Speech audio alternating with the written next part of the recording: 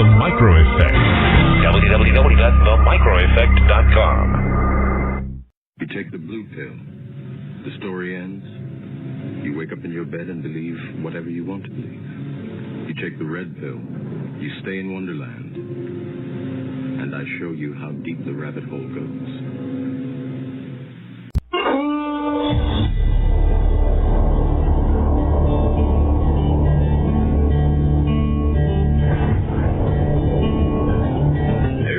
Mighty nation, blessed above all of creation. It was a rare and precious pearl, conceived in faith and liberty, home of the brave, land of the free. It was the envy of the world. But this shining city on the hill has turned from the Creator's will and let evil take control. Now the reckless men who lead them want to strip away their freedom and to steal their very soul. Now it's smoke and mirrors, switching bait, criticize and confiscate, let the guilty walk away. In this once righteous godly nation, in the halls of education, they forbid a child to pray. They say we need to spread the wealth. They pretend to guard the health of the people and the poor, while the hand they hold behind their back confuses and conceals the fact that the wolf is at the door. There's an unseen hand that pulls the string. Well, good morning, America, and welcome to Connecting the Dots. The program is October 2nd, Tuesday, and we have a program today on our continuing series on exposing the deep state. And what we've got going today is the title of our show is Deep State Dejavu. This has happened before, and we are seeing something that's happened to another country in the world. It's called national suicide, and it's happened before. So my guest today is Dr. Harry Booyens, and Dr. Booyens is a Afrikaner. He has been on our show before, and we have talked in great length about how South Africa has been literally taken apart by communism and by globalism. And we're going to make some connections today, and we're going to show how that same mentality, the same forces that have really destroyed the representative government in South Africa are doing the same thing in this country today and literally around the world. And it's communism and advanced socialism. And I think our listeners have heard me say this before, but communism is only socialism in a hurry. And the reality is that socialism always leads to communism or to totalitarian government eventually, because as Maggie Thatcher famously said, sooner or later you start running out of other people's money. And as soon as that happens, the fiber of the country disappears, because what happens is we end up sliding into a common mediocrity. When you take away the profit incentive and the freedom to make personal choices, and you drive all those choices by government, you eventually destroy the will to create. And when you do that, the whole country, the whole world suffers. And that's what we're seeing right now. And Harry and I have talked about this a great deal. Harry doesn't always agree with me on just exactly how deep the deep state runs, but at the same time we have some wonderful discussions, and I believe that Harry is starting to see a lot of my points, because a lot of what I've talked about in the past is really starting to happen today in a way that can't be ignored. So with that, Harry, welcome to the show. I'd love to have you give a little bit of your background. I know you're a PhD in physics, and you have tremendous background as an author and also as a scientist in the defense industry in South Africa. Why don't you tell our listeners a little bit more about yourself? Oh, thank you, Dan, and thanks for having me this morning. Trust all audio is working fine. My background, maybe I should explain, I was born in the early 50s, and when I was about 4 years old, my mother hoisted me up on her arm and pointed out a moving star to me, and she called it Sputnik. And that was the moment I decided that I no longer wanted to be a farmer like my granddad, and I no longer wanted to be an engineer like my dad wanted me to be. And I elected to become a scientist, which is what I did. There's suddenly an incredible amount of noise on this channel. Something got switched on that's doing a lot of damage.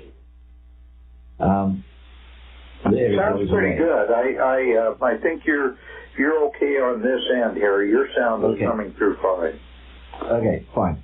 Let me gather my thoughts again. Okay, sorry, that derailed me badly. Yes, I ultimately became a scientist, and probably the one thing that's a little odd about me is that my mother worked for an organization that distributed news magazines, so that when, from the tender age of about 4, 5, 6, she was bringing things like Time Magazine, Newsweek, Life, and all those things came home as excess copies they couldn't sell.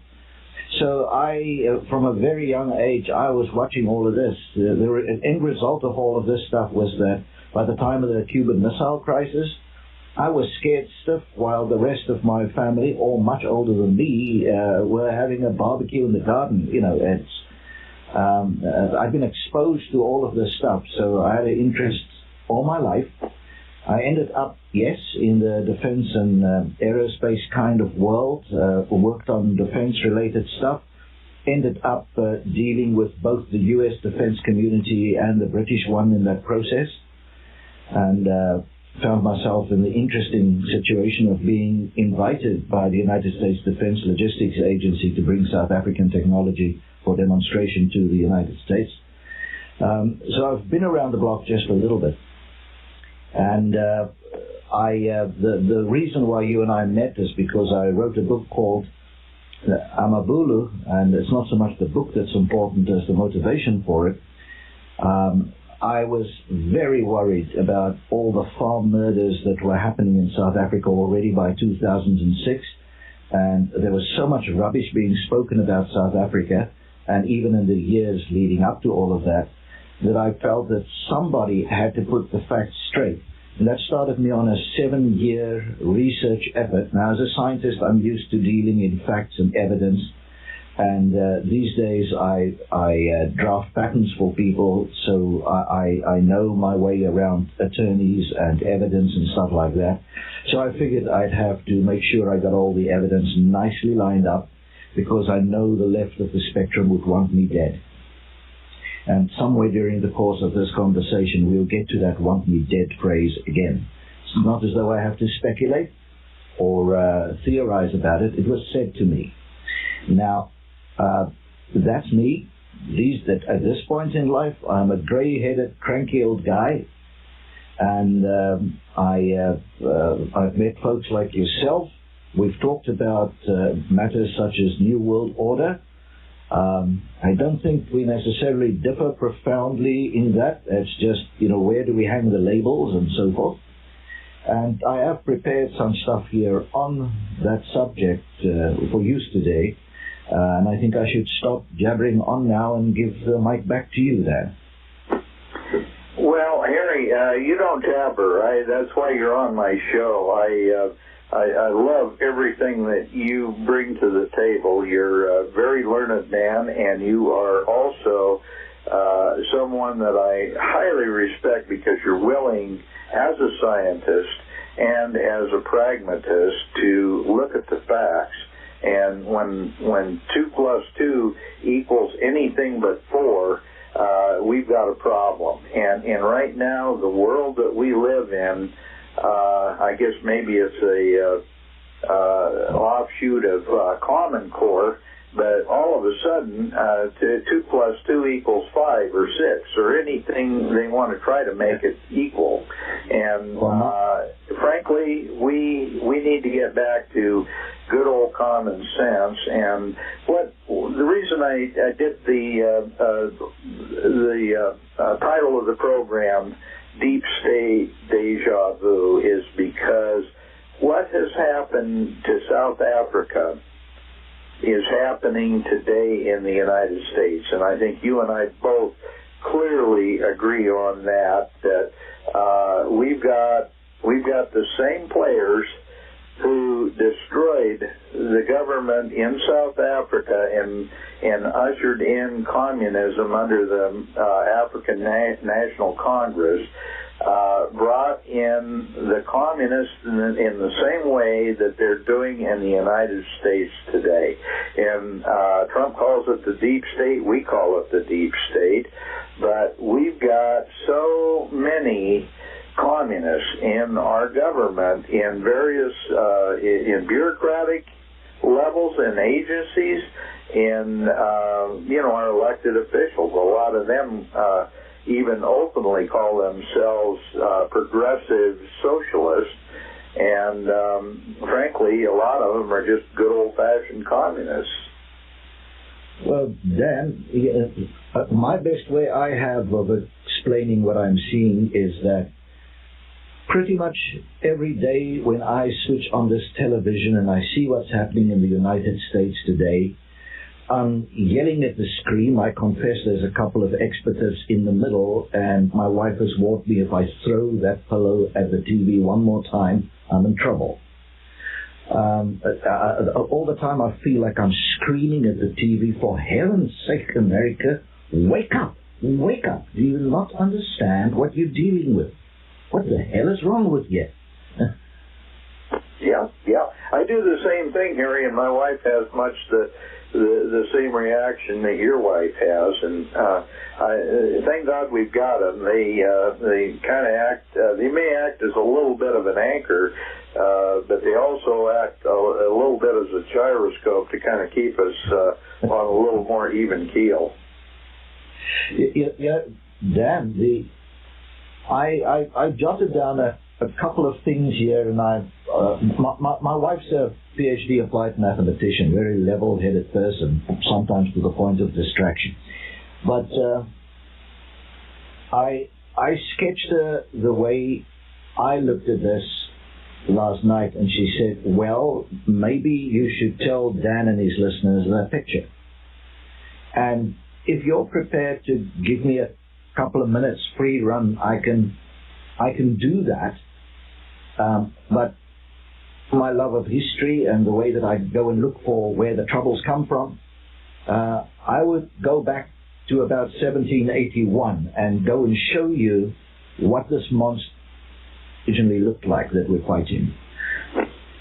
Okay. Harry, you've got, as far as I'm concerned, you've got nearly 2 hours to go ahead and flesh this out, so be my guest. Okay. If I lose my stride every now and then, it's because there's something that sounds like a tsunami coming over the speakers on this side every now and then. I'm not sure what the source of that is. I would like to tell you something that happened to me in 1979. It happened at Yorktown Heights, New York.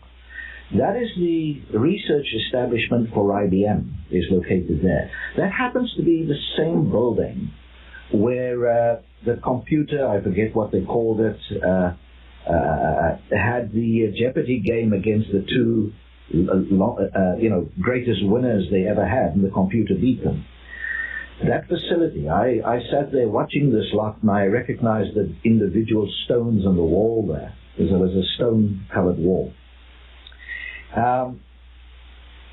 I arrived there as a young, bright-eyed and bushy-tailed a PhD. I was at IBM to do a postdoc, and they put me in this little office. I swear there was only enough space for 2 desks in a room, and the other guy had to get up if I needed to go to the washroom. So it was that bad. He had to get up and get out of the room so I could get out. Now, the significant thing about this is that it meant that I was cloistered in that room for something like 7 months of that period with a devout communist Danish professor.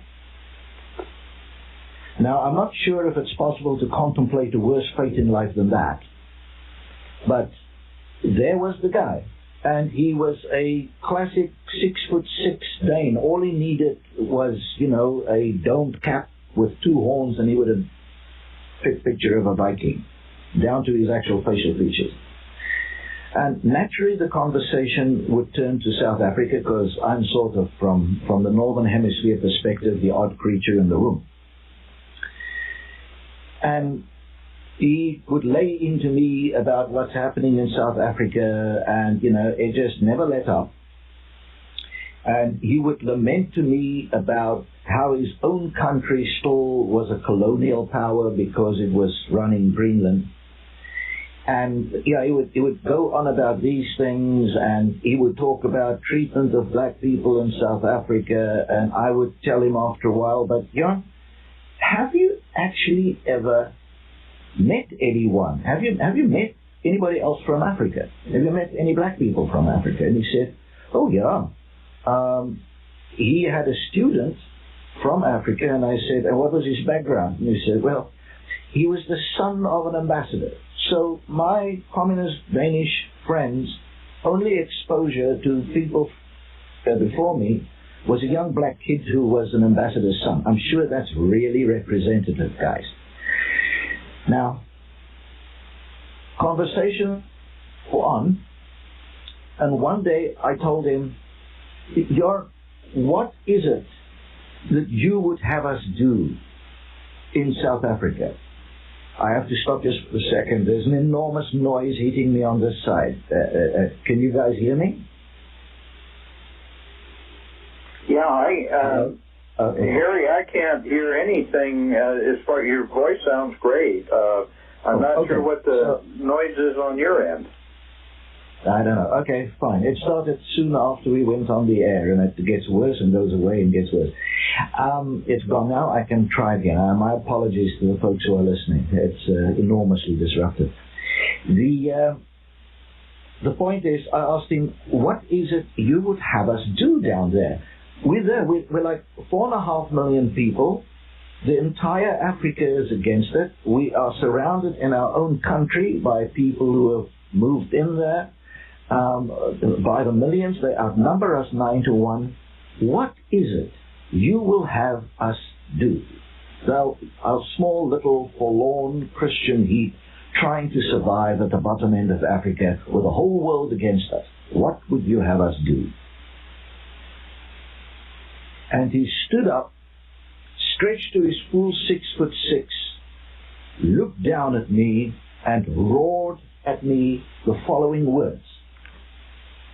You are a sick anachronism and a blot on the name of Europe. You should just die.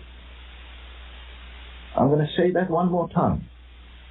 This is what the Danish socialist professor told me, a 25-year-old, bright-eyed, bushy-tailed young scientist from South Africa. You are a sick anachronism and a blot on the name of Europe. You should just die. Now, at the time, my retort was, gee, I don't need you to die. But he got up and he walked out of the office. So let's analyze those words really quickly. Sick anachronism. The word anachronism means something that's placed out of time. So clearly there is something about his own past that I remind him of. So there is something that he feels guilty or bad about in the past of Denmark. So this is his issue, not mine. Something's eating at him. Secondly, blot on the name of Europe. So my question was about South Africa. What should we do? And for him, it's all about Europe. We're the name of Europe. So this is guilt. This thing is guilt. This is what drives the entire liberal end of the spectrum in our world that we live in today. It is obsessive, it is mind-boggling, and it sits behind everything they do as though they have a new gland in their brains. And this is what we're struggling against. It manifests itself in various different ways. And to understand that, one has to go back to around the 1780s. Now, the French philosophers came up with this thing that later got the almost wrong common name, but people refer to it as the philosophy of the noble savage. And here are the words of the Frenchman Lavelin, who traveled South Africa in 1782. He did that at a time when two different Amakosa tribes, these are Nelson Mandela's people, two different ones of those tribes were killing one another by the thousands, and they were hunting the Bushmen like animals. They would kill them on sight. The ordinary little San Bushmen were being hunted like animals. But here is what the Frenchman says, because he rides on a horse with a cart through that part of the world. These are his great words of wisdom, blinded by the theory of the noble savage. These are his words. In every part where the natives live entirely unconnected with the whites, their manners are mild and amiable. On the contrary, an acquaintance with Europeans alters and corrupts their natural character, which amazingly degenerates, and this remark, which is a melancholic truth, seldom admits of exception. Now ignore the flowery language.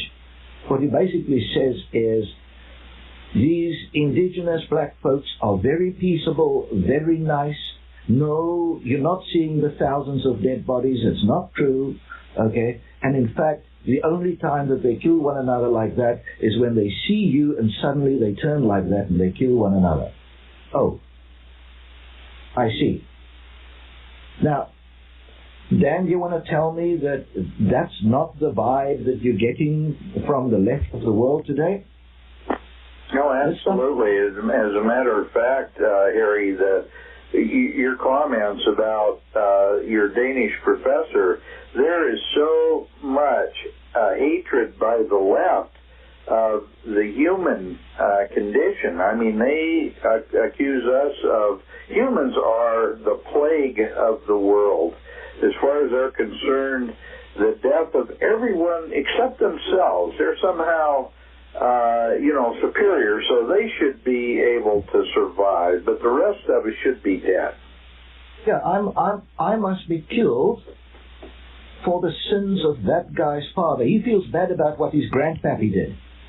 And now I have to die because of his grandpappy. Man, these guys have a nerve. They really do.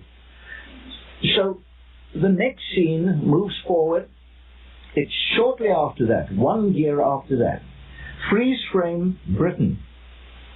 Okay? By 1783, just for the record, 80% of Britain's economy was based on the slave trade. They had a remarkable way of doing this. They had the triangular trade where they would take British goods to Africa.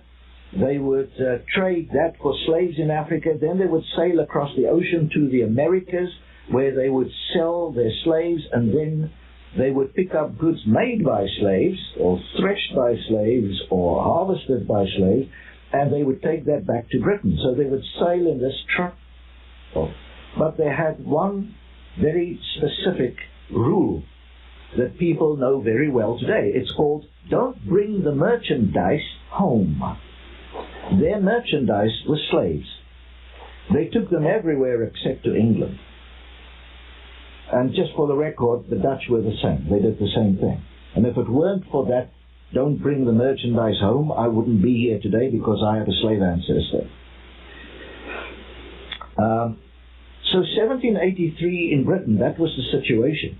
Now, given that they championed the cause of African slavery, they now convinced themselves, against the backdrop of this noble savage theory, they now convinced themselves that Africa was where they had to go and atone to be absolved.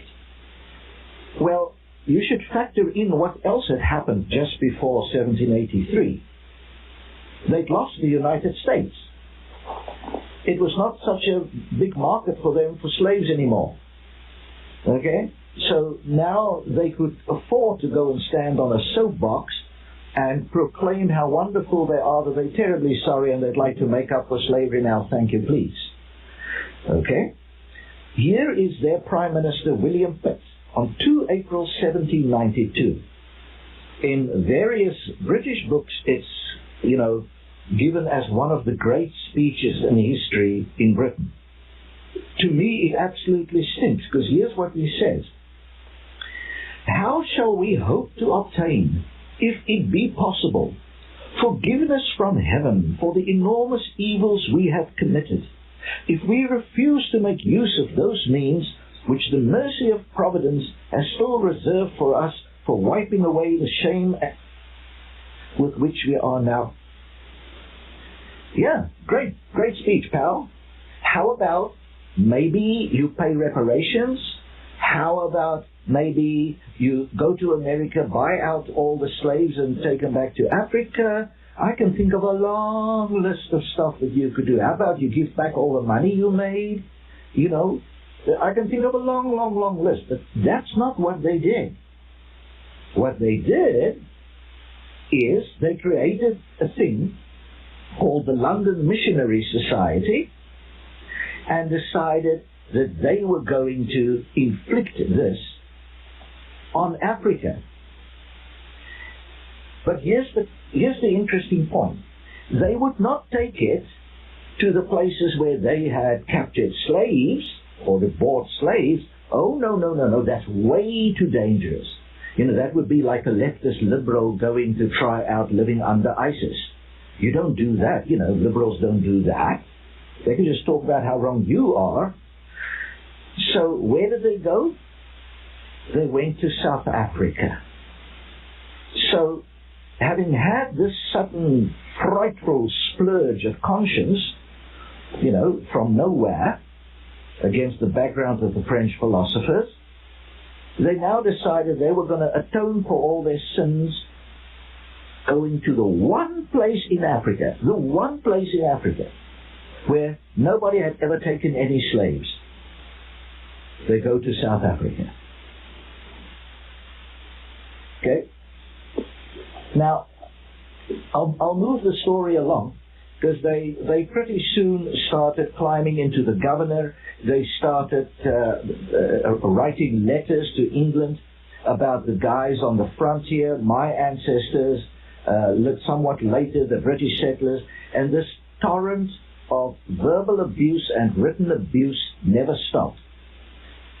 A first newspaper was created in Cape Town. The guy who led that missionary society,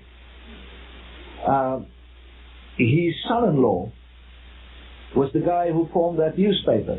So suddenly these neo-communists, because that's what they were, sort of proto-communists, suddenly had a newspaper in Cape Town. The only newspaper in the country is now controlled by the South African left. And we're in the early 1800s, boys. This stuff comes a long way. It's only, like America is only noticing it now. It's destroyed my country. So the guy who was in charge of this missionary society by the sort of 1830s was a guy called Dr. John Phillip, a sort of an ex-Milhand, I believe. And his son-in-law was John Fairbairn, who owned the Commercial Advertiser newspaper in Cape Town. And they would actually scheme and connive with a group in Britain to influence the government, and they eventually had a commission of investigation into what my ancestors were supposedly doing on the frontier in South Africa. Aren't you guys having all kinds of commissions to investigate people suddenly for absolutely nothing? Okay? Oh, sure, absolutely. So, do you understand why it is I'm throwing my pillow at the TV? My history is replete with all of this stuff. Okay? This comes a long, long, long, long way. We've lived this stuff. Now, I know I'm going what probably sounds like a weird place in faraway Africa, but it's not new. These guys have done this before. And so, they actually, the government minister who ran these commissions secretly primed this organization. They primed the enemy with the questions. Does that sound familiar? Oh, Do I sure remember does. Hillary getting the questions? Okay. There's nothing new here, boys. Okay? We've lived this. And you're watching us dying. You could just go on YouTube, put in the word farm murders, and you can watch us dying. They got us already. Okay? And they're coming for you. Well, and that's why we're doing this show today, Harry, is so that people connect the dots, because what has happened to South Africa and before that to Rhodesia and what's happened literally to all of Africa now, and it's happening in Central and South America. And what it boils down to is the communists have been, while we've been asleep, they've been going full boat to take over our world. And the United States is the last bastion of free enterprise left in the world, and we are being targeted. So I wanted to just end off that little bit to show you where it went. So there's this notary public who took umbrage at all of this. A guy in South Africa, a Brit, by the way, to his credit, said that what's happening in Britain with respect to the South Africans is just evil. And here's what he wrote. He said, biased in favor of the black people in the interior, deeply prejudiced against the colonists, every evidence on behalf of the colonists, however respectable or trustworthy, is unheeded, while the wildest and most extravagant denunciations against them are favorably entertained. And even its very report was entrusted to be drawn up by the accuser, the least principal and bitterest accuser of the colonists, a person who, to serve his purpose, did not hesitate in one case to suppress and in another interpolate whole passages in public papers laid before the committee, besides being guilty of the most shameless fabric. I look at US TV right now, and I could quote this thing again. Okay, biased in favor of the accusers. Okay, and then here is what the accusers are saying in their own writings to back home. I consider the black people on the border of the colony as most decidedly superior to that portion of the refuse of English society that find their way to this country. What was that about smelly Walmart people? Yeah, right. Okay, right? Mm-hmm. You remember? So, in America, those who exercise their vote correctly and properly and don't scream and lie on TV all day long, are called smelly Walmart people. In South Africa, they were called the ref, the nation sent to this colony. Okay? I thought in the US you had something about send us your huddled masses, right? Mm-hmm. So, I'm just saying, it's not as though I have to go to 10 years ago. I can go to the year 1800 when this garbage started, because a guy called Johannes van der Kemp came to South Africa in the employ of the London Missionary Society, a society that had awfully little to do with missionary work. okay, and who, I hate to tell you this, but David Living, the member of that, this extremely peaceful guy that everybody thinks was a missionary, but who only ever converted one single human being, and when his place was overrun, it was stocked with guns and machinery and a workshop to fix guns. Yeah, right. Okay. So my comment to you is, please be aware that ever since the French philosophers and the left wing of British thinking, there has been an unabated attack on the West and its values and its principles, and they started by attacking the weakest member of the West first, the 4.5 million white people stuck at the bottom end of Africa. And in 1994, they managed to basically take our country away, and from that moment on, life has been nothing but misery in South Africa. And the guys who are killing our farmers are considered the good guys. They're very nice. And any attempt to put that on US TV is suppressed. CNN will die before they report on that. They will die before they report on that. We have a prime minister, we have a president in South Africa whose platform for getting his presidency was that he would take away, without compensation, the farms of white farmers. That's what he said he would do. Ariana Anampur goes and interviews him for CNN. And she just keeps telling him, you've got this huge job to do, this terribly big job, a terrible challenge, Mr. President. Not one time does she ask him about his effort to take away farms from white farmers.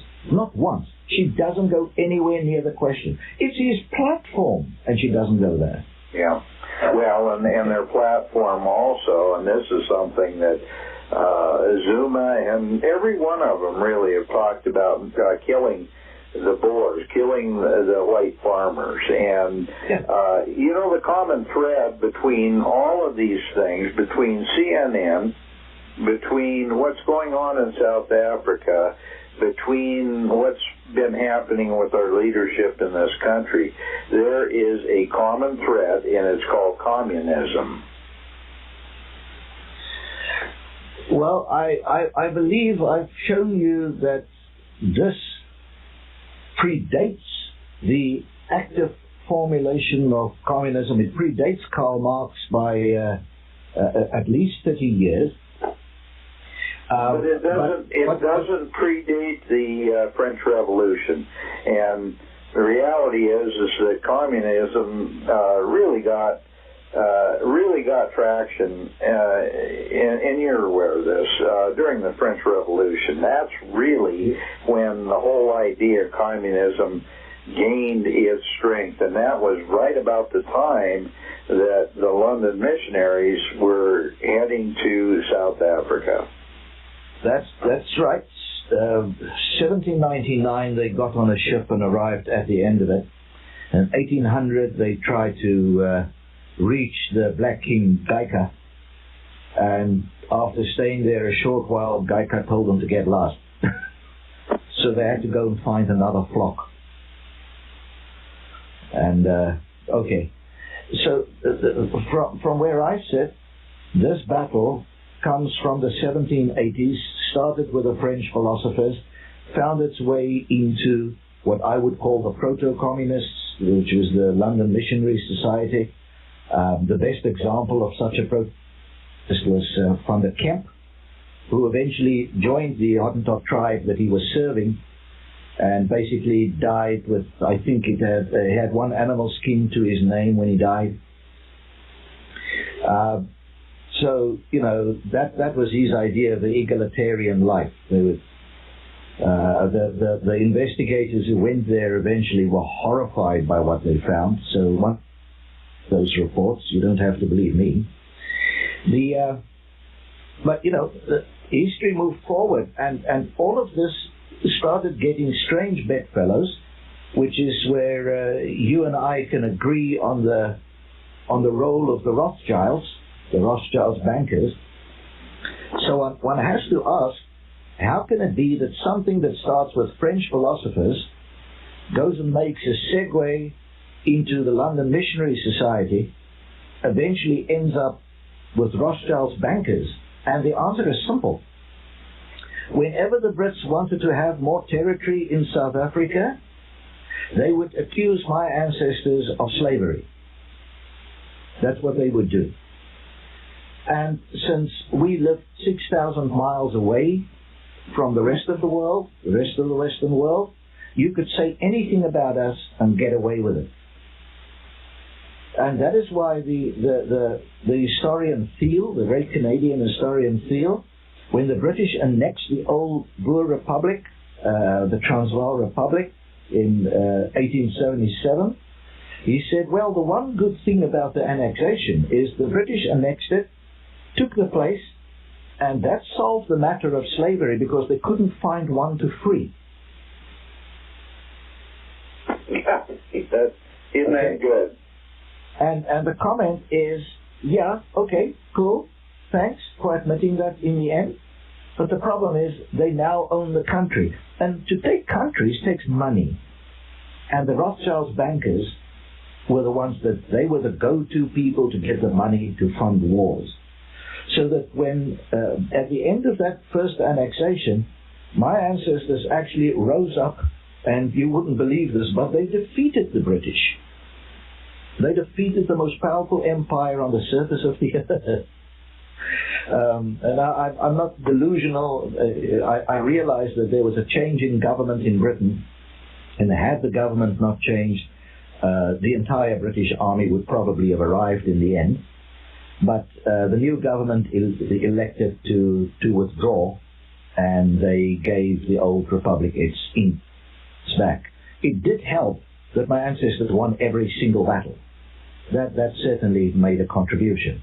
And that the last battle consisted of the Brits being on top of a very high flat-top mountain, shooting down at my guys, and our guys went up the hill, took the Brits off there, literally killed the major general on top, and the rest of the Brits ran down the mountains. It was the most ignominious end to a war that Britain ever fought. So when they came back several years later in the Great Boer War, their battle cry at the beginning was, remember Amajuba. Amajuba is where they ran off the mountain.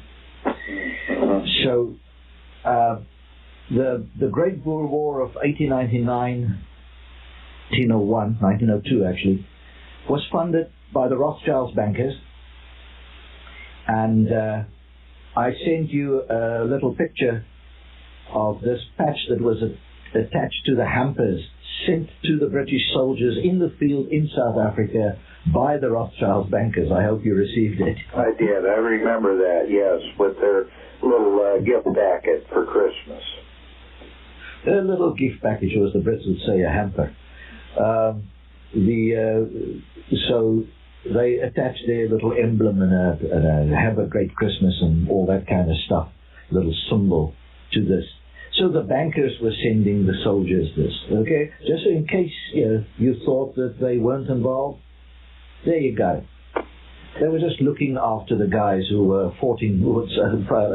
looking after their investment for them. Harry, they're always involved. They're always involved. If you want to understand how the world works, just follow the money. And so that's how the money went. And so you got 40,000 farmers and their sons up against the biggest empire the world had ever seen, the biggest army the world had ever seen, and the biggest bankers the world had ever seen. What chance on God's little green earth did we have? Okay, and the end result, we lost 30,000 women and children in British concentration camps. It's funny, there were no little hampers for the women and children in the concentration camps from the Rothschilds bankers. I'm just wondering why that would be. Well, that's the same reason that the concentration camps happened in the first place. They would use any means to achieve their goal, which was the defeat of the Boers. So now, with South Africa under the thumb of Britain until 1961, you could be sure that the place would toe the line. We nicely supported Britain in the First World War, grudgingly. My own grandfather mumbled in his beard but went and fought in Namibia against the Germans. His comment to me was, the Germans have never done us anything, why should I fight them? I don't know about all the stuff that people say about them. I live in South Africa. They have never done me any harm, but the Brits want me to fight them. Second World War, my grandfather, same guy, his 303 gauge Mauser was taken away from him, but he was not interned. But he refused to have anything to do with the Second World War for the same reason. You know, his family died in concentration camps at the hand of the British. He doesn't want to fight for those guys. They want to support. So nothing to do with love for the Germans. He's completely neutral as regards the Germans. He doesn't care about them. He just doesn't want to help Britain. So, nevertheless, South Africa even supported the U.S. effort in Korea. We lost about 50 pilots flying P-51s in Korea. Later, Sabres, F-86 Sabres. Sorry that I go into weaponry, but that's my background.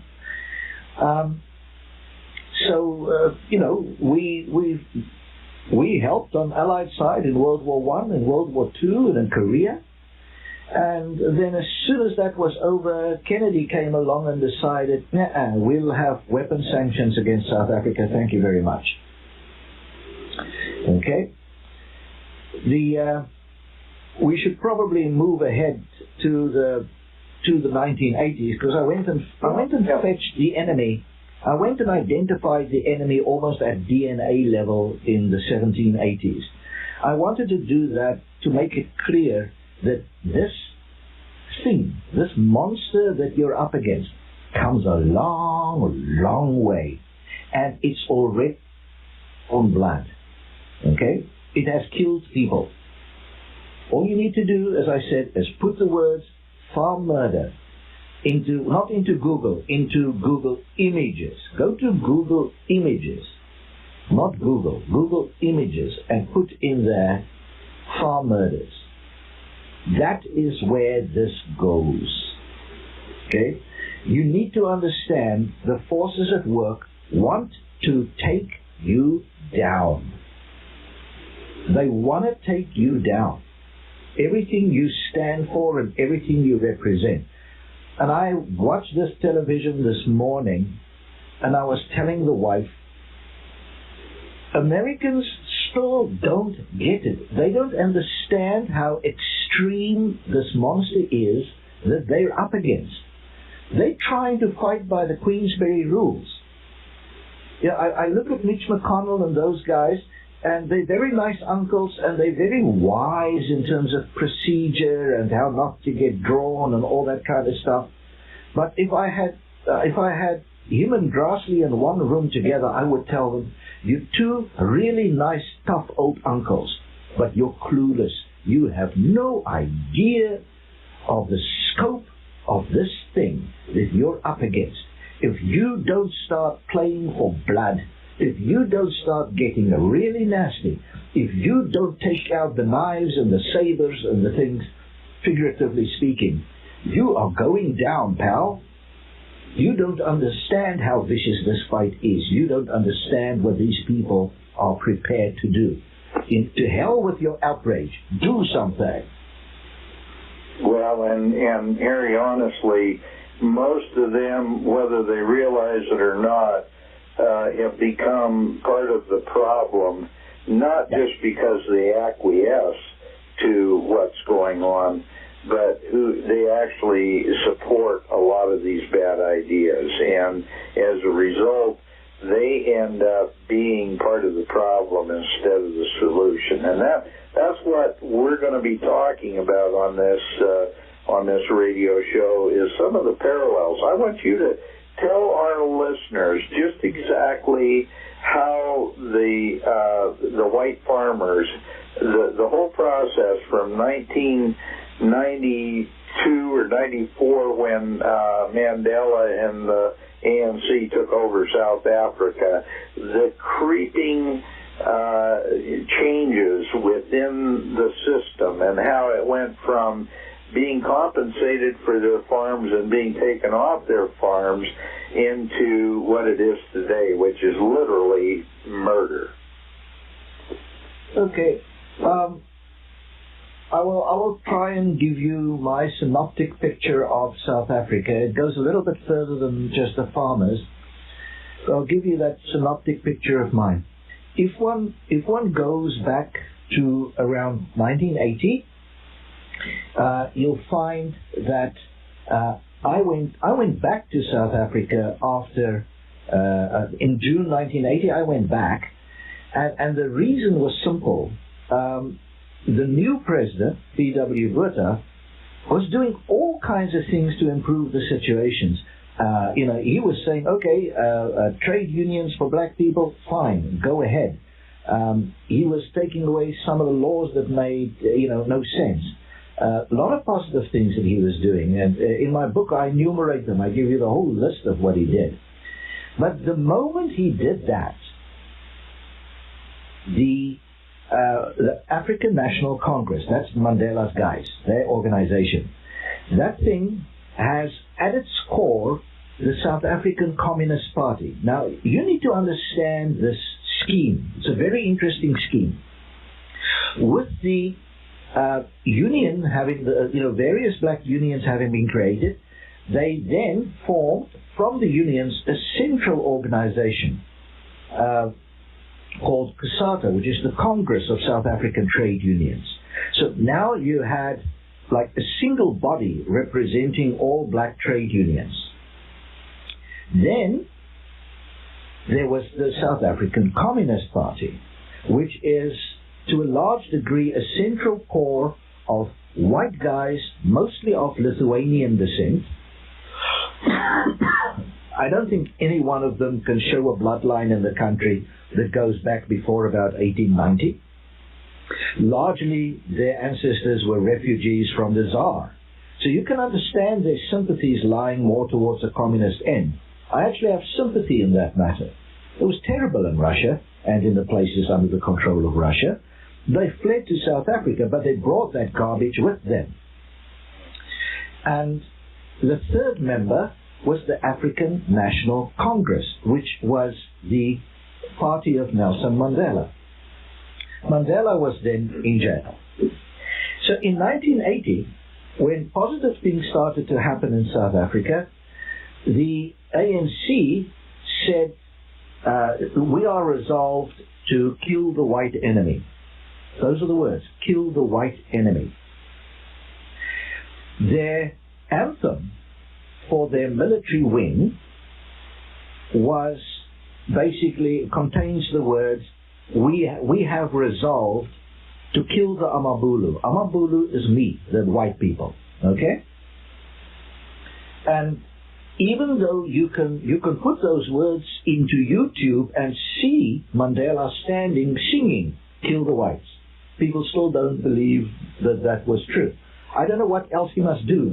Should he have sat in front of a microphone and said, I will now do this like Voice of America used to do. This is the Voice of America coming to you in special English, which really is just normal English spoken slowly.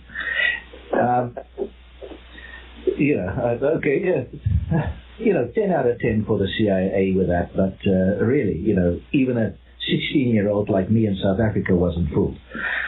Now, he could have sat down and slowly spoken the words, we have resolved to kill the white people, and I'm telling you, your media will still not have reported it, because your media is bought. Mm-hmm. No question. So they already resolved to do that by 1980. In 1985 early, that same P.W. Botha said to Nelson Mandela, look, we can talk about the future, we can set you free. We have only one condition: swear off violence. Now, Dan, let's explain this to you. Never use those words to a communist. Because the communist doctrine for how to take over a country says you should probe all the time. Push, push, push. Doesn't matter where. On every front, you push. If the enemy gives a little, if he concedes just a little, push harder in that area. So it was entirely predictable, because on 23 December of that year, they bombed my mother's apartment. It was a building on top of a supermarket, and the supermarket was bombed with limpet mines. They killed white women and children. It was holiday season. As the guy said who planted the bomb, I saw there were lots of white people there, so I put the bomb there. His name was Andrew Zondo. Z-O-N-D-O. I would like you to know that Mandela's government, even though he's dead, has renamed the street in front of that building to Andrew Zondo Street. In other words, they named the street past the building for the guy who did the bombing and the killing. Okay. Now, if that alone doesn't give you a feel for what's happening in South Africa, then I will have to move on to the detail of specific laws that they've done, specific actions that they've taken. But the mere fact that a government could name a street past the scene of the crime and name it for the criminal is just, it's unforgivable in the history of mankind.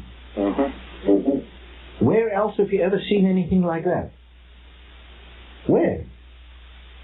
Well, I hate to say it, but we're starting to see those kind of actions now in the United States. Now, I'm not speaking specifically to naming roads, but, people are being given a free pass that do some incredibly bad things in the United States now. Okay, so I want to do two broad things. I want to sketch what has happened in South Africa, and then I want to show you some of the connection from South Africa to the United States, stuff that people seem not to know. Generally, my comment would be to concerned Americans, just look at what happens in South Africa, and that will tell you what you're facing. Absolutely. The alternative... Harry, let's hold that thought. We've got to stop for commercial break, but we'll pick it up on the other side of the break.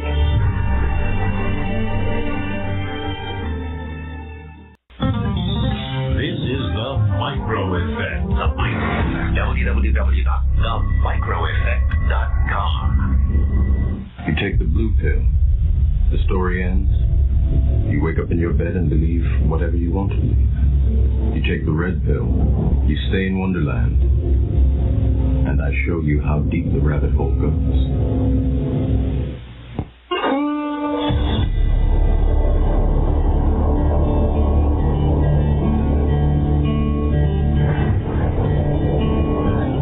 There was a mighty nation, blessed above all of creation. It was a rare and precious pearl, conceived in faith and liberty, home of the brave, land of the free. It was the envy of the world.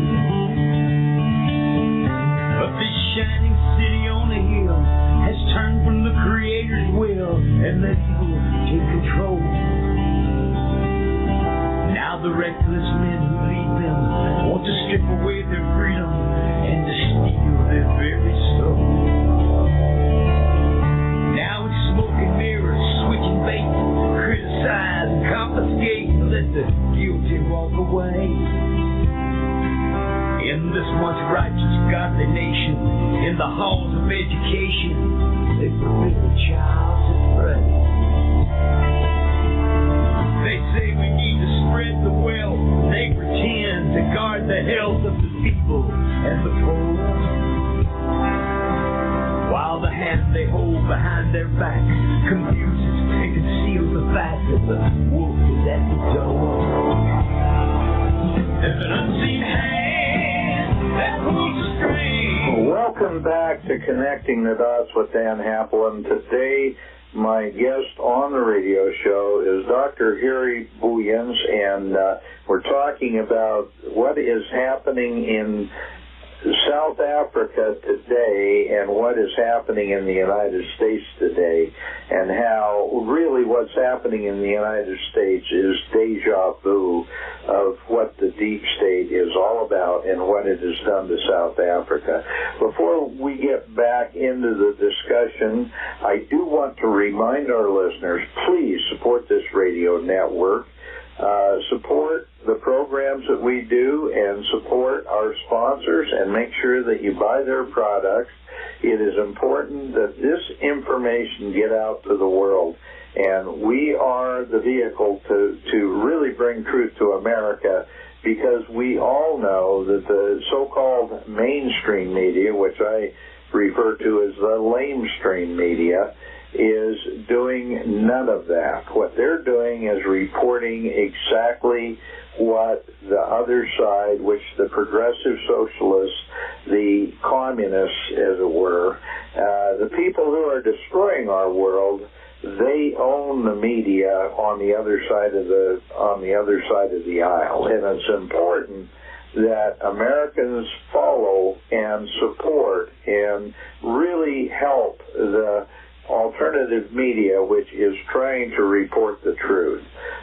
We've got a number of really great hosts on our network. Certainly, my good friend Debbie Boscalupi has her Radioactive Wednesday show on Wednesdays at the same time as my radio shows are. And we have Jeff Bennett, who follows up Monday through Friday, really from 11 a.m. to 1 p.m. on the Micro Effect, and he does that program, and it's called Life, Liberty, and all that jazz, and it's a terrific program as well. We've got a lot of great programming on this network. It's imperative that you, as our listeners, support everything that we're doing, because we can't do it without you. So with that, Harry, I want to get back to our discussion, because you were talking about how everything was really underreported or not reported at all the violence that was going on in South Africa at the hands of the ANC, and now that they literally run the country, they are doing things that would be inconceivable in a civilized world, and they're getting away with it, and they're being supported. I mentioned to you, I saw a Life magazine down at one of the building stores on their magazine rack, and it had Nelson Mandela's smiling face on it, and it said, a man of real courage. And I know your response to that, but the fact is that all of the so-called mainstream media are lionizing and canonizing some of the worst villains in our entire world, and they're doing it effectively because average Americans don't get it. Well, don't get me going on Mandela. I don't think ever in the history of man has there been a case where such a complete inversion of the truth has been perpetrated on mankind. I mean, I'm sure every devout liberal has a copy of his book. I'm not so sure that they've read it, because if they were to read it, they would go to page 336, where he says, his own words, if sabotage did not produce the results we wanted, we were prepared to move to the next stage, guerrilla warfare and terrorism. Shall I repeat the word terrorism? Okay? Yeah, and absolutely. And he's supposed to be a great man of peace, but he was the guy who was given the job of creating the military wing of the ANC party. It's called Umkhonto weSizwe, or MK for short.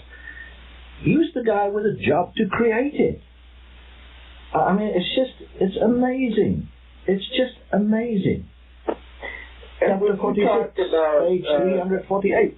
Yeah. I'm sorry, I didn't mean to interrupt. Harry, you talked about how he was literally in prison for 27 years, but at the same time, the government had told him they'd give him a free pass, they'd take him out of prison if he'd just sign an agreement and swear to the effect that he would no longer promote terrorism. Correct, and the response to that was the ANC immediately turned to bombing civilians. Up to that point, they had not bombed civilians.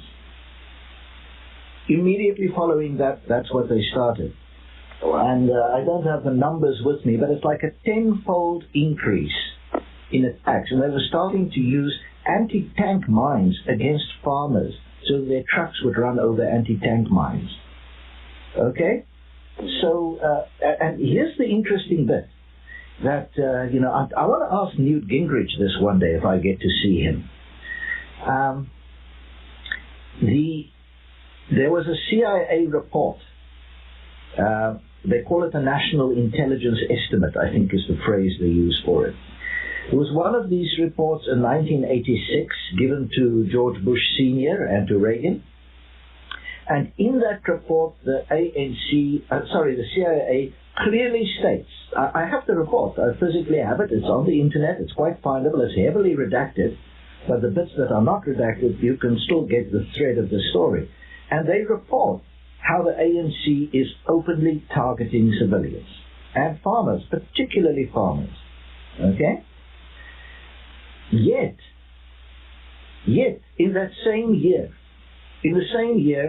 the U.S. Congress decides to apply comprehensive sanctions against South Africa, and when Reagan vetoed it, they voted to overturn his veto. It was the first time in the 20th century that a president's veto in a matter of foreign affairs was overturned by Congress. Where are those guys now? I thought Newt was around at that time. Can you get him to look me in the eye and explain that to me?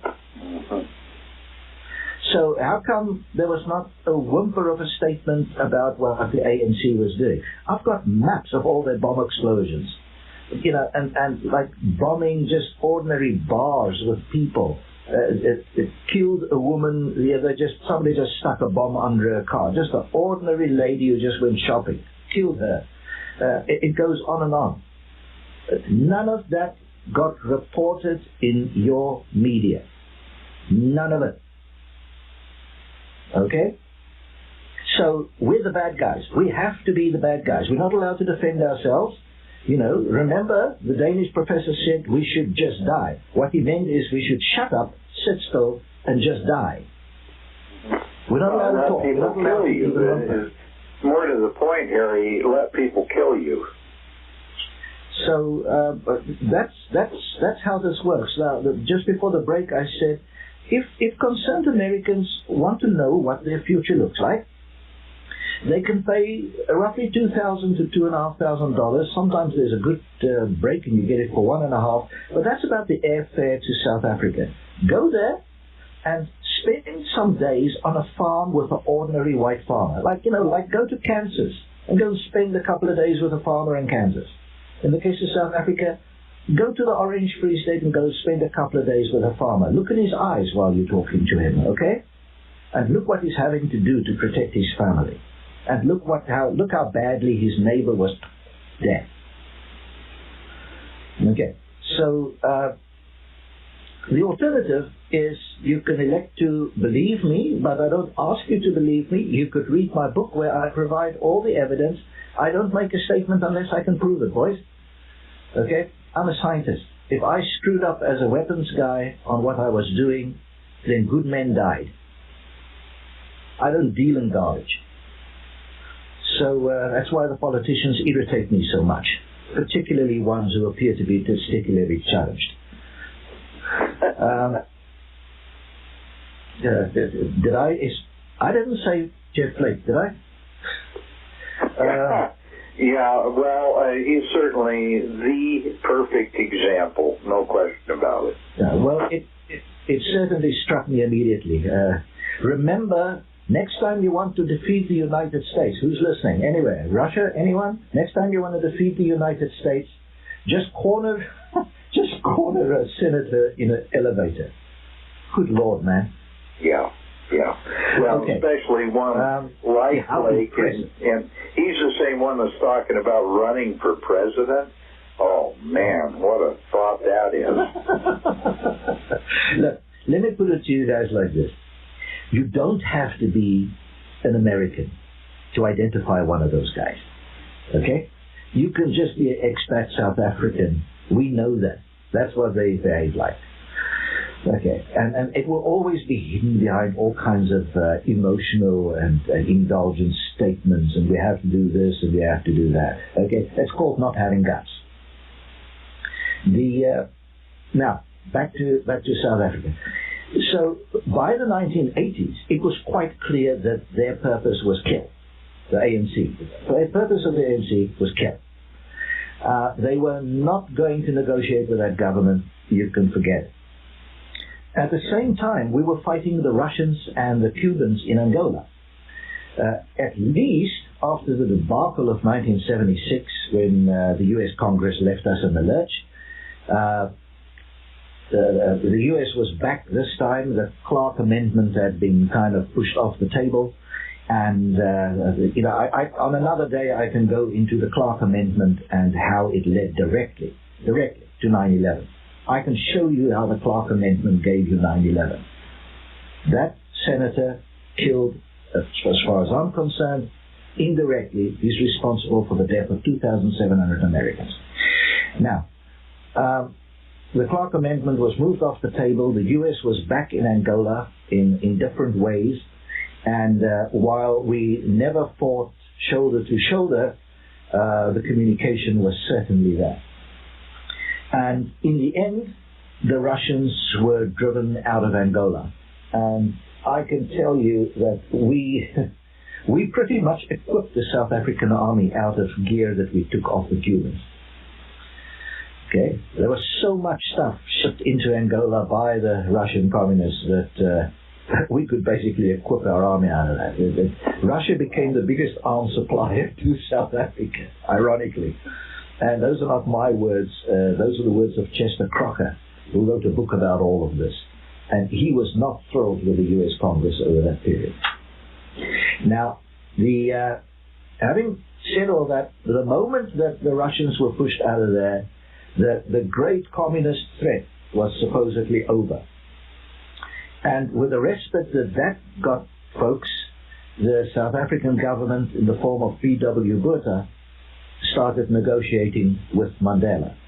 So what folks don't know is that Nelson Mandela was somewhere in the early 80s, he was moved into a rather nicer prison along with his pals, and then eventually he was given a complete house with a swimming pool and all that kind of stuff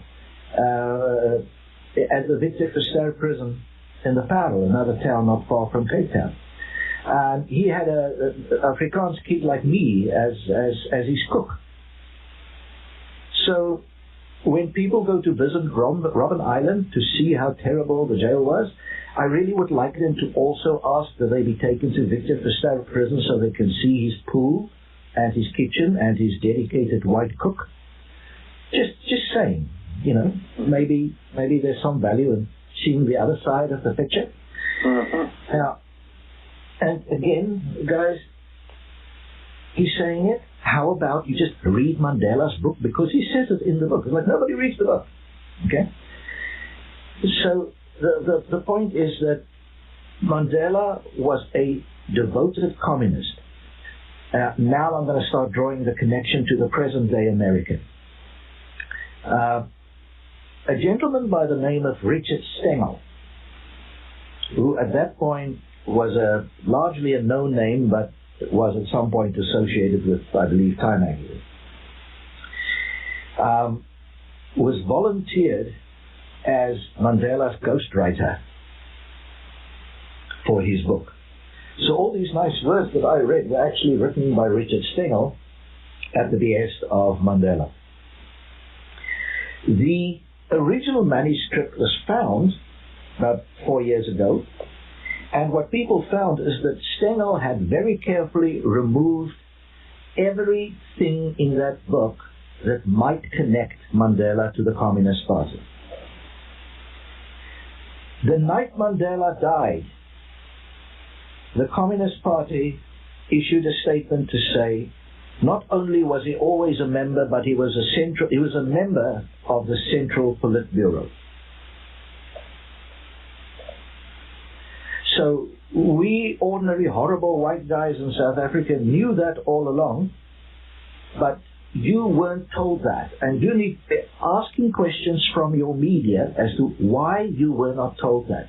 It was carefully kept away from you while he was being built up as this paragon of virtue, this man of peace. He never had anything to do with the almost 200 bombs that he went to jail for.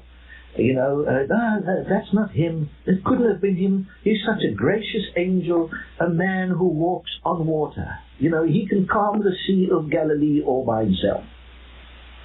Which is a travesty when you realize that as a communist, he was certainly an atheist. Well, his dad was an animist. Okay? Mm-hmm. So Mandela was born in a time when most black people in South Africa were certainly animist, and his father was no particular exception. So that takes me to the matter of Richard Stengel, who named his, well, Mandela was the godfather for his one son, and the son was named after Mandela. Do you realize that President Obama appointed Richard Stengel into his administration in charge of making sure that terrorism doesn't spread around the world? Wow. Right. So I just, the nerve of these people is the one aspect that just gets me. And the other is, how can 330 million people be that? Well, I'm sorry if I'm offending, but you're leading the world. You have no right to be naive. That's right. Nobody can afford it. Least of us little nations who flutter around in the wake of, it's like the wake turbulence the United States flies. Like a big jet aircraft leaves wake turbulence behind it. As the United States as a nation moves, it leaves wake turbulence behind it. That turbulence is completely overturn a nation like us. It's important to us that you be informed. It's important that you understand the world. It's important that Americans should know more than just where the nearest McDonald's is. It is important that Americans should be able to point out where Canada is. 1/3 of them cannot. And the problem is, into this mess comes your media that tells you that Mandela walks on water. Mm-hmm. And it's people with a history in your media that came to South Africa to turn him into this paragon of virtue, which he was not. Okay. So, by sketching him like that, it led to cheering ovations in the Western world when he then was voted in and his party took over Parliament in 1994. Because after all, this paragon of virtue who can calm the Sea of Galilee by just speaking 3 words, he's now the president, so all must be good, right? No, he never sang, "We must kill the whites." No, he never placed those bombs. No, never Bulala Amabulu, kill the whites.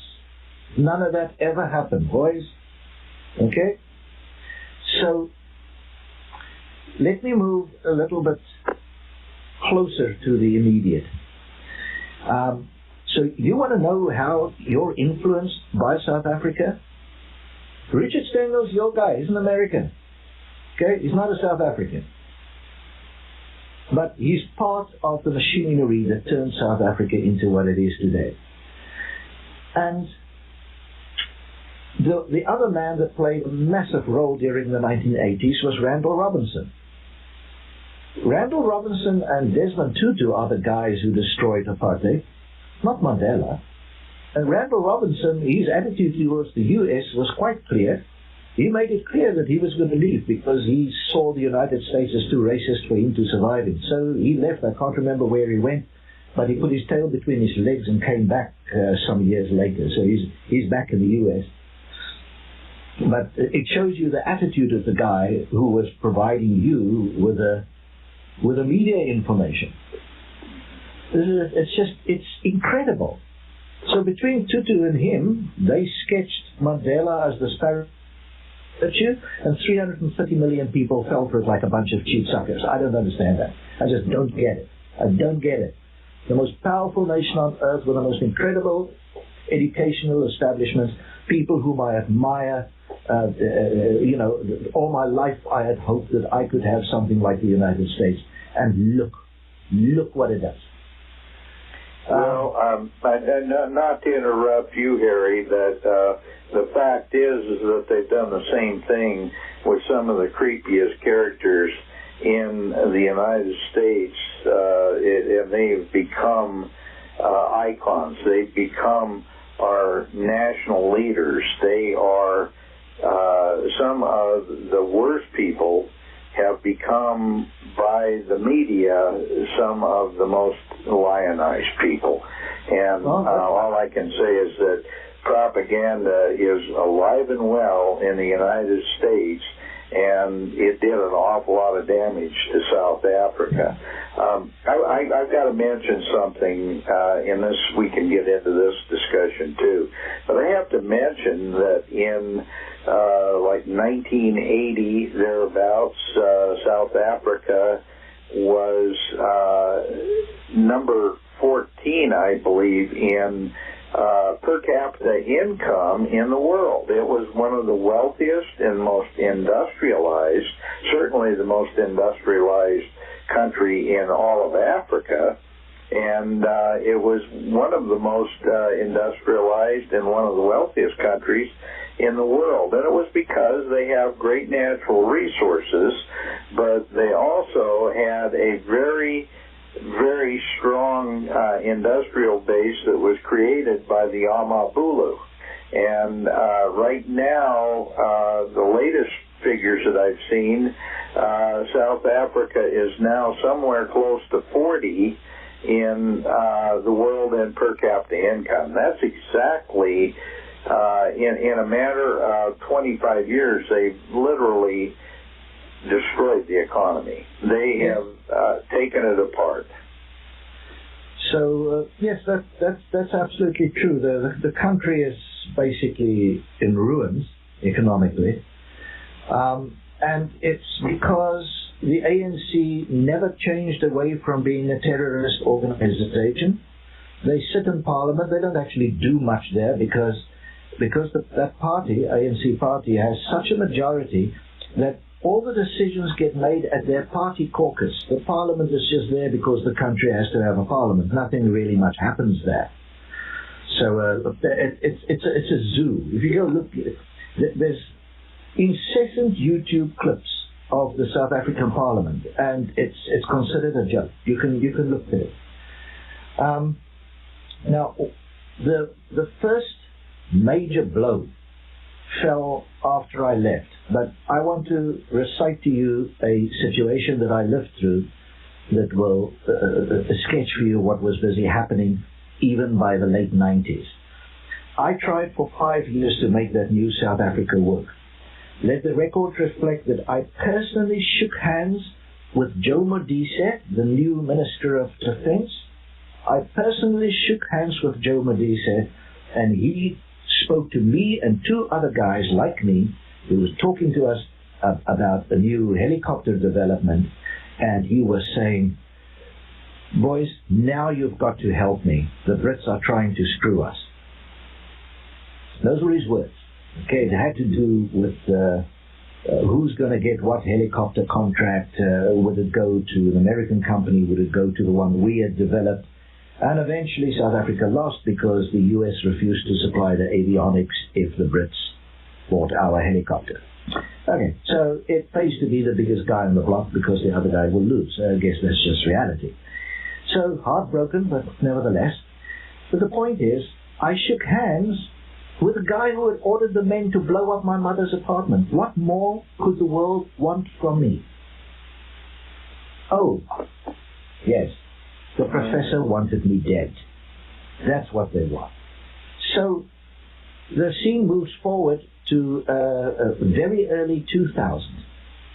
By that stage, it's very clear that the ANC had, and you want to hear this real carefully, the ANC had done something called deployment. They had a name for it. It's called cadre deployment, by which they ship good party guys into different establishments. And I was working in a semi-state research lab. So they even shipped them in there. Now we're talking about a situation where you see a Soviet sub and there's a KGB political officer on the sub. You've all seen the movies. This stuff is real, people. It's real. And I met them because I can go through various little events, but the one where it was face on to me, where I had it stenciled at my forehead, was in about March of 2000.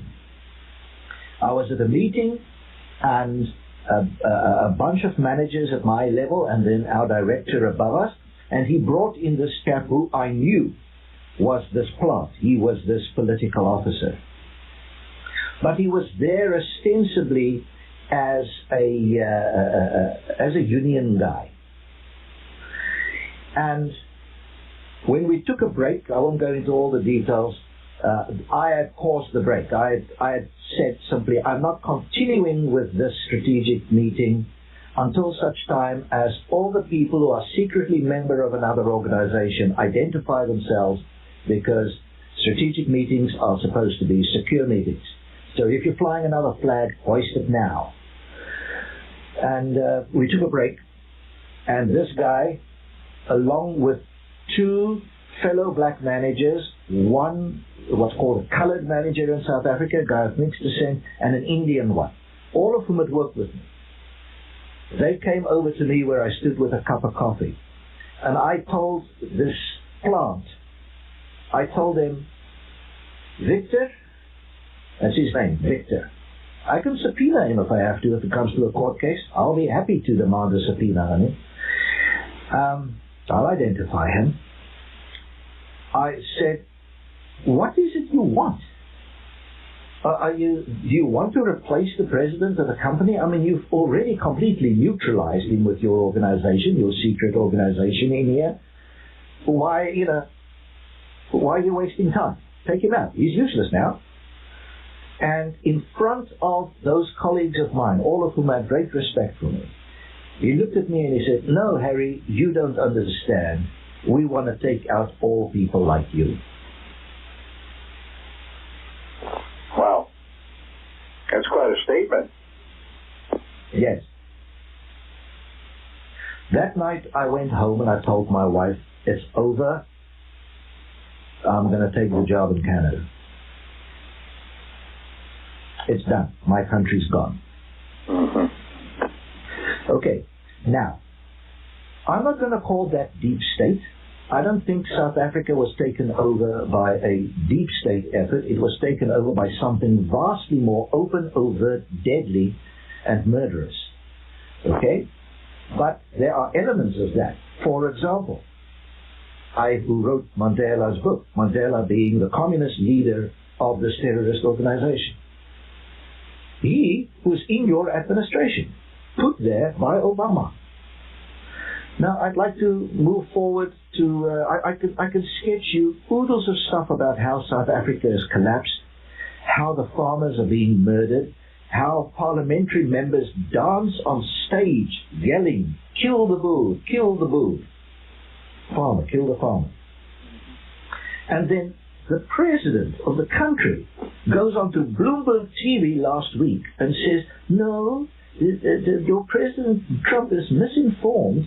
There are no farm murders in South Africa. Okay? Now, I don't even know how to begin to respond to garbage like that. There's thousands of dead fathers now. Okay? And your media refuses to report. They just won't. Fox did, Tucker did, and Trump picked it up. Well, God bless them. Really. God bless President Trump. Finally, there's a man in the White House, one who actually listens. Because if he does get this, dear God, sir, please, for God's sakes, help us. Okay? We're dying. This is not pretense. This is not the way that the world was supposed to go. And just so our listeners know, Harry, the white farmer, the rate of murder and assault in South Africa against the white farmer is, they've got a better chance of dying there than our troops do in Afghanistan or in a combat situation in the Middle East. Yeah, I wrote those words in 2008, and I said that during the height of the war in Iraq, U.S. soldiers were dying at a slower rate than South African farmers. Now, I would like to draw another thread from South Africa for you. Americans were all shocked and outraged last year when suddenly statues were being torn down and people were railing about statues of Civil War guys and Southern leaders. Now, I'm not sure exactly how the thinking goes on that subject, but, you know, after we became an independent country in South Africa, we did not pull down the statue of Queen Victoria, even though she presided over the concentration camps. We didn't tear the statue down. It was more a case of, leave the statue up there. I would like to point my son at, you know, who the old witch was that caused that. Right. So, son, there is the witch who was in command of Britain when they killed your family. History. Harry, it's destroying history. History is what it is. It's like science. You know, the facts are the facts. And anytime you destroy any part of history, you're destroying some of the things that are there to make your life more, make it better, make it more relevant, because those things happen. So I would like you to know that in 2016, some students at Cape Town University started going on about the statue of Rhodes. Now, please understand, Rhodes was the instigator of that Boer War that killed so many of my folks. I hate the mere thought of the man. But I don't want his statue taken down. But they started going on about he was an imperialist and the source of all the horror in Africa and blah, blah, blah, blah, blah, and Rhodes must fall. And then, you know, with the great ability that these people have of expressing their thoughts, they threw feces at the statue. It is always a mark of great intelligence when people do that, I guess, or at least certain people on the left. I've never heard of people on the right doing that. It's sort of, you know, you had certain senators who was in league with those folks who threw the stuff over the fence of the White House, I recall. Right, exactly. Now, sorry, I know a little bit too much about the U.S. and too many of its characters that hop around like a lame duck in the earth. Anyway, so what folks don't seem to understand is that within days of that statue coming down, there was a congratulatory letter from the Black Student Union at Berkeley. And soon after that, noises started in Britain about the statues of Rhodes over there at Oxford University, as I recall. And then soon after that, demands that statues be taken down of the Civil War guys, or the Southern leaders, right? Now, next time an American tries to tell me that your future is not born in South Africa and formulated there, I'm going to come over there and I'm going to rub this evidence in their face. Yeah, I agree with you, Harry, and you and I both know. Of course, I do programs on UN Agenda 21. I know that there is literally a war against the Western civilization and the white folks who have led to a very large part of the progress in the Industrial Revolution that has brought the world out of chaos and out of a very, I guess I would call it a very agrarian and a very undeveloped culture into a world that has a tremendous amount of technology and a tremendous amount of knowledge. And the same guys they're trying to destroy are the ones that have created much of that. Well, guess what? This is something people need to realize. They want the world to be depopulated. They want the world, and by they, I'm talking the globalists, I'm talking what I call the deep state. They want to deindustrialize much of the world because they see us, communists, see us as being the problem, not the solution. The thing that I've learned about liberals and about progressives and about communists is that they love humanity. They just hate humans. So, look, at the end, my comment would be, coming from where I do, things in Africa always tend to be vivid. It's not subtle. Like, for example, America gets treated to this big lie about Mandela being this great guy who walks on water. Nobody's fooled in South Africa. In America, people believe that his wife, Winnie Mandela, is this great mother of the nation. In South Africa, outside the place where she's testifying about why that so many people die at her house, the Women's League of the ANC screams, "You had a license to kill. We gave you the license to kill." That's what they shouted. Okay? But that will not be reported. It doesn't fit the script. So I will tell you that here's what I am convinced of.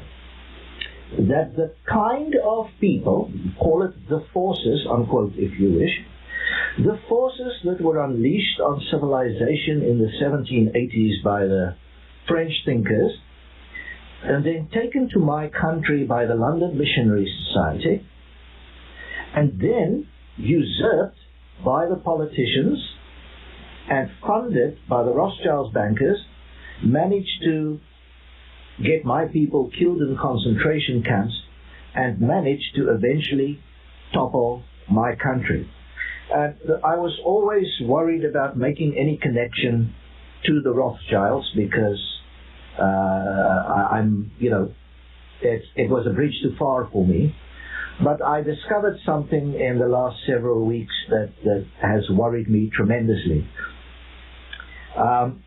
Jacob Zuma, the previous president, when he was removed by the new one in what I would call a soft coup, Zuma threatened that if they take him down, he's going to, quote, spill the beans on what happened in 92 or 1990 to 94 when the ANC guys, including Mandela, was let out of jail.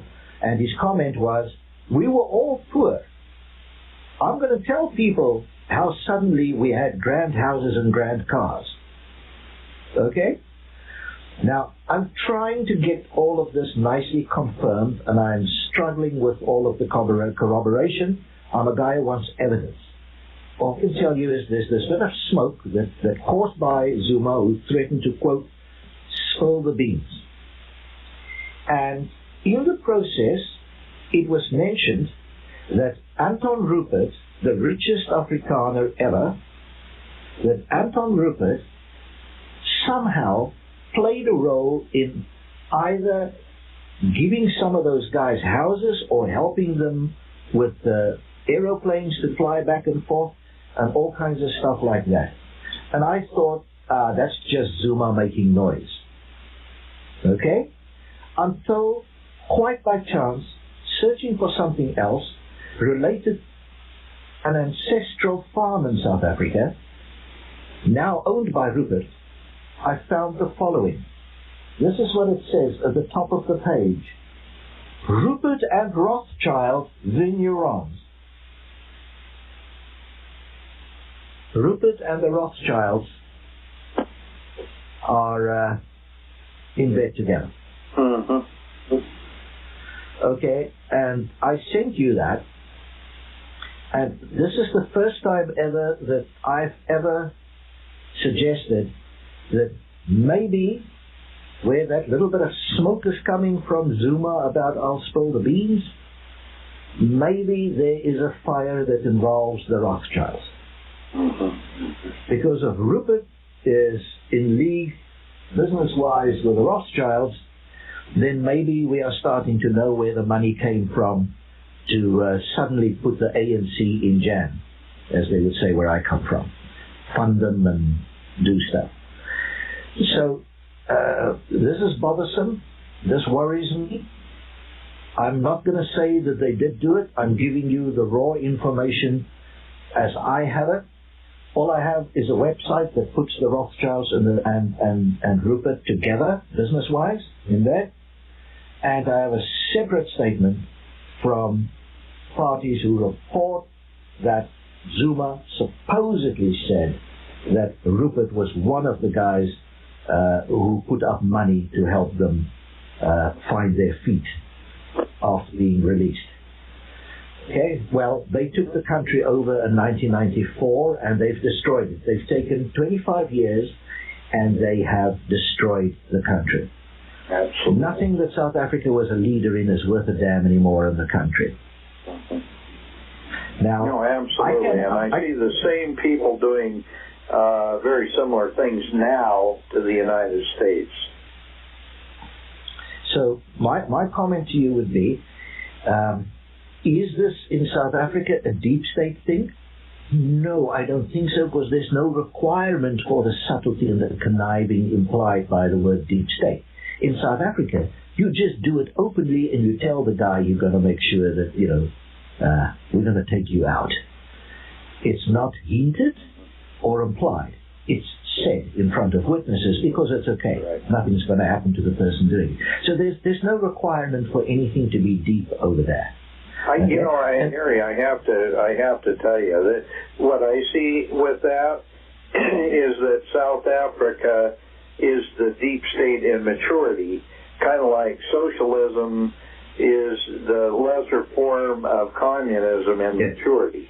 That I buy. Yeah, it's a matter of nuance. It's a matter of how long is it going to take so that we're no longer in a deep state. We're just in an outright destruction. Let's put it this way. Sorry for the picture speak, but America has an infection. South Africa is the open suppurating wound. Yeah. There's no need for anything deep or subtle. You don't have to go hunt for the bacteria anymore. You can just take a swab on the wound. Right. Well, your South Africa right now is a sucking chest wound. And we have, maybe an abscess at this point that needs to be removed. And my comment to you is that when I look at what's happening in the United States, with my background of South Africa and seeing just how bad things can get, and remember, I grew up in a country that was like Canada. The South Africa I grew up in was like Canada. And it went from being Canada to being Rwanda in just my lifetime. Even in the 1960s, it was still like Canada. Well, and you have an example that frankly happened before you, and that is when Rhodesia, which is now Zimbabwe, was stripped from the white settlers there and taken over by Robert Mugabe. You saw early on exactly what was going to happen to South Africa, and I know you and I've had that conversation because one of the Ian Smith, one of the things that he talked about is how South Africa was complicit with the turnover of his country to Mugabe and the communists. And the same thing happened to South Africa when the United States was implicit under Jimmy Carter to the turnover of South Africa to the ANC. Well, Jimmy Carter is the man that must be held accountable for what happened in Zimbabwe. Everything was running to a plan, and he refused to accept the results of an election. He wanted the election held over. And he insisted that the terrorists be made part of the election. Okay? Next time you make a communist part of an election, understand what you're doing. Okay. So we've already done that, Harry. We did that several times in the last one. So my comment to you is he is to blame for Zimbabwe. And as far as I'm concerned, Clinton, who swung his support in behind Mandela, is to blame for the situation in South Africa.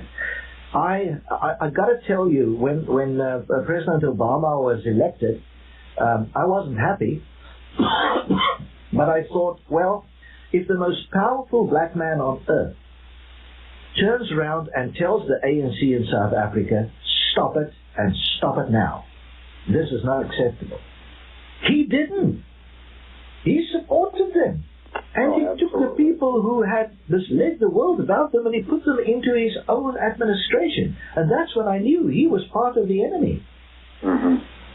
Well, and I told my wife this, and I tell people this: if you want to understand Obama, read his books. And his books, I read his books, and I told my wife, the guy's a communist. There's no doubt about it.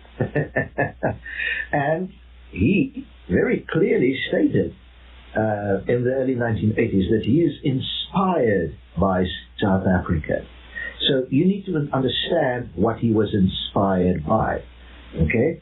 So the people who inspired him are known for their gasoline-soaked tire deaths of people. And you need to understand that he then went off to Kenya to find his roots, at which point he delved into his grandfather's little suitcase with all the paperwork from the old Mau Mau era. So he is steeped in the history of the Mau Mau, whereas the other 329,999,909 Americans don't know what Mau Mau means.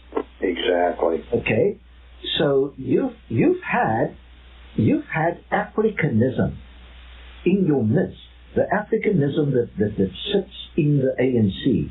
You had that in your White House for 8 years, and people couldn't understand what it is. I knew what he was going to do, call by call by call, okay? Because we know it. We who come from Africa know this behavior. We know it. It's Americans who don't know it.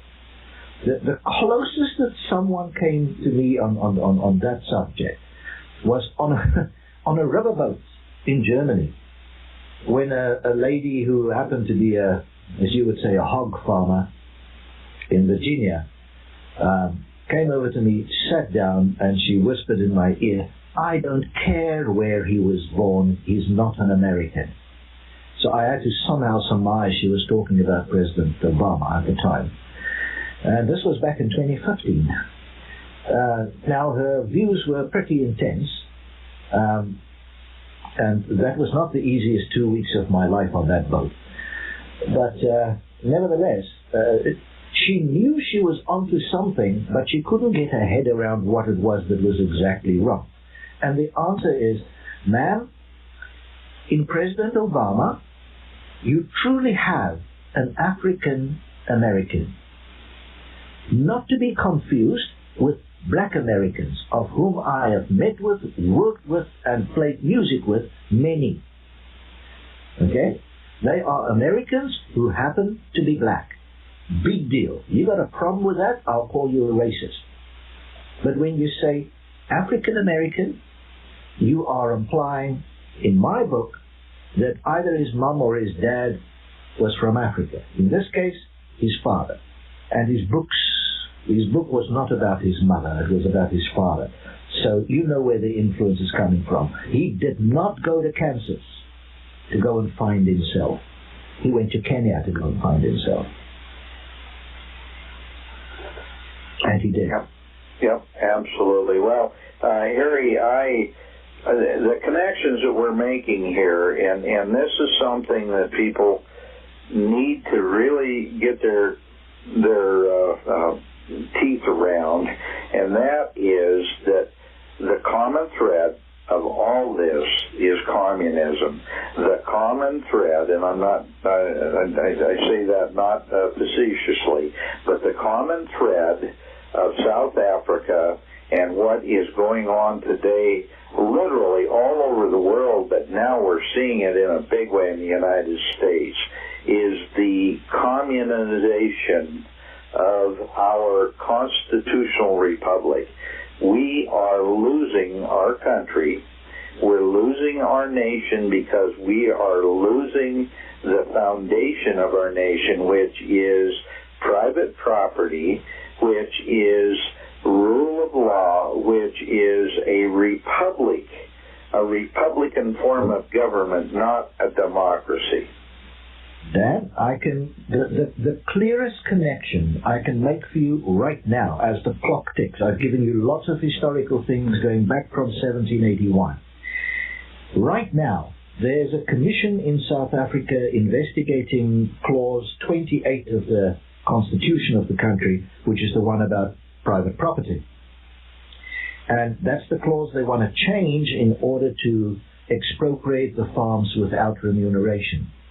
The chairman appointed for that committee by the present government is the previous secretary, I think he's called Secretary General of the Communist Party in South Africa. Do I need to say more? No, that says it in a nutshell. Absolutely. Harry, we're going to be running out of time. We're getting close to the break at the top of the hour. I want people to I want you to talk to people about how they can get your book and how they can get more information on what you're doing to try to expose these things to the world. Okay, Dan, well, thank you very much. First of all, the most simple thing to do is go to Amazon for the book. Go to Amazon.com and just put in there AMA, Alpha, Mary, Alpha, if you wish, AMA, BHULU, not Bulu, AMA, BHULU. You will hit the book straight out. There is nothing else like it that would use that word.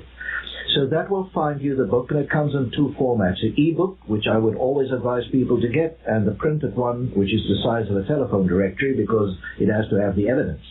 I'm all about evidence. That's the first thing. The other thing is you can put the exact same word, AMABHULU, into Google, and it will find you my blog.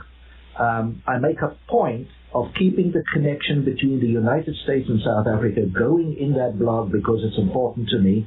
I accept the United States as the leader of the world, but I need for it to understand the world that it's trying to lead. I fear it is sadly lacking in that department. So I would like to invite Americans to just simply put that word into Amazon and into Google, and all of this stuff will be revealed in there. Well, Harry, as always, I absolutely love these conversations with you, and as always, I really thank you for being a guest on my radio show, and I hope that we can do this again very, very soon, because what is happening to the United States today, and has happened before, we are seeing deep state deja vu, and it's only a matter of time. And if we continue to allow this to happen, we will lose our country like Harry, like you lost your country. And thank you again for being our guest, and I thank our listeners, and tune in next week for another Connecting the Dots with Dan Happel.